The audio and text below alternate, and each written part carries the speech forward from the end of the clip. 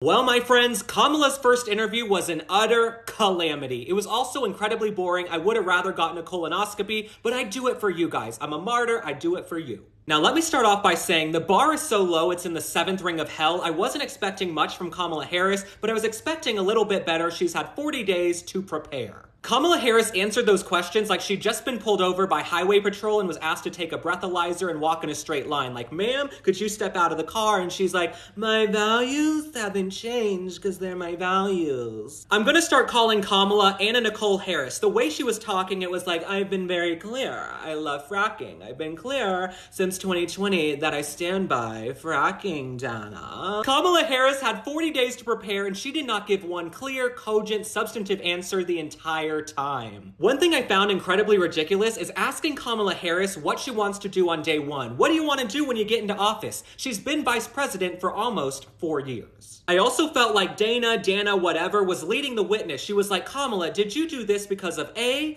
B, or C? This is not the SAT multiple choice section. She's running for president of the United States. Ask her a question and let her answer. Now, Kamala Harris, she's supposed to have the best people around her with all these years of political experience, but let me tell you one mistake they made. Their biggest mistake is that they waited 40 days to do a sit-down interview. Had she been doing regular interviews, the stakes wouldn't have been that high. It wouldn't have been such a big deal. She would have developed a rapport and a cadence with all of these journalists, but instead, we're all watching now with a fine-tooth comb. Now let's talk about Mr. Jazz Hands Tim Walz. He was there next to Kamala Harris the entire time, but he did not do much better. When he was asked if he lied about IVF or his military record, he said, well, my wife says I don't have the best grammar sometimes.